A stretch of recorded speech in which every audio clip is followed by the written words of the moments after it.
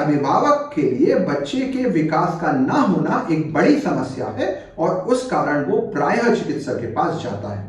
लंबाई का बढ़ना किसी भी बच्चे के स्वास्थ्य का सबसे अच्छा परिचायक होता है। यदि बच्चों का शारीरिक विकास समय पर नहीं हो रहा है तो यह गंभीर बीमारी का परिचायक हो सकता है और उसे समय पर जानना और उपचार करना अत्यधिक आवश्यक है। पोषण में सही मात्रा में प्रोटीन के पदार्थ, हरी सब्जियां, दालें, दूध ये सारे ग्रहण करना अत्यधिक आवश्यक होता है। प्रतिदिन हर बच्चे को 40 मिनट से लेकर 1 घंटे तक शारीरिक गतिविधि करनी चाहिए।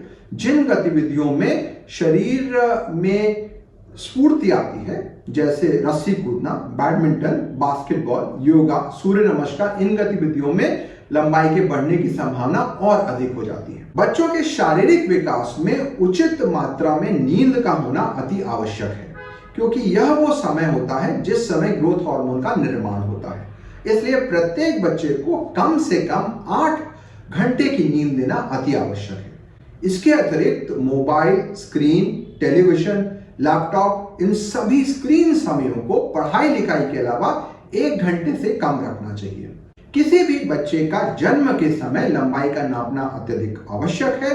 तत्पश्चात जब भी आप टीकाकरण के लिए अपने चिकित्सक के पास जाते हैं, वहां पर लंबाई का एक नापना आवश्यक है और उसे ग्रोथ चार्ट में डालते जाइए, क्योंकि ये हमें बताएगा कि किस समय से लंबाई में समस्या हुई है। तत्पश्चात वर्ष में कम से कम 2 बार लंबाई का नापा जाना अति आवश्यक है और यदि बच्चे का विकास 4 सेंटीमीटर से कम किसी भी वर्ष में हो रहा है तो वह एक गंभीर बीमारी का परिचायक हो सकता है। लड़कियों में अधिकतम लंबाई 14 वर्षों तक और लड़कों में 16 वर्षों तक बढ़ सकती है। किसी भी बच्ची का यदि विकास 10 वर्ष तक नहीं हो पा रहा है या लड़के का विकास 12 वर्ष तक नहीं हो पा रहा है तो तुरंत उसे चिकित्सक से मिलने की आवश्यकता है।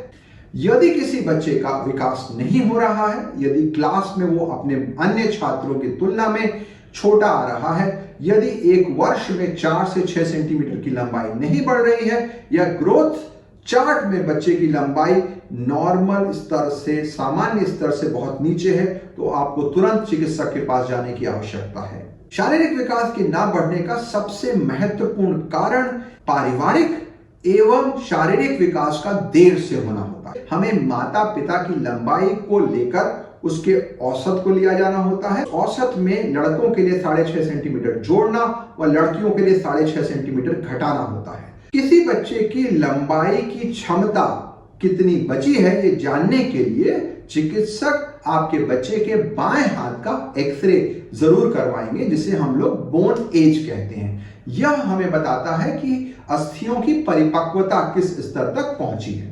बच्चों में लंबाई के ना बढ़ने के कारण में मूलतः पारिवारिक मुद्दे, शारीरिक विकास का देर से होना शामिल होते हैं, पर लगभग 20 से 25% बच्चों में कोई ना कोई गंभीर बीमारी हो सकती है। पहला, क्या बच्चा छोटा है या नहीं, उसके लिए जो ग्रोथ चार्ट होता है उसके अनुसार उनकी लंबाई और वजन को देखकर यह निर्णय लिया जाएगा। उस कारण को जानने के लिए कुछ जांचें होती हैं, जिसमें शरीर के विभिन्न प्रकार की समस्याओं को, हृदय से संबंधित, फेफड़ों से संबंधित, आंतों से संबंधित, लिवर से संबंधित, किडनी से संबंधित जांचें की जाती हैं।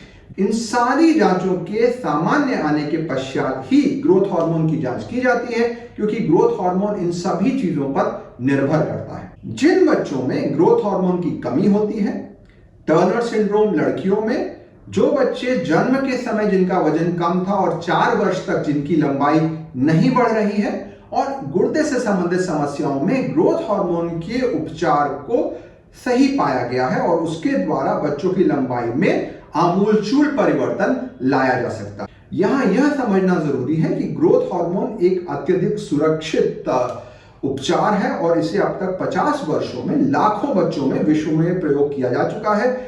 अपने बच्चे के शारीरिक विकास को नियमित तौर पर देखते रहें, जिससे सही समय पर आप चिकित्सक के पास जा सकें और उसका उचित उपचार करवा सकें।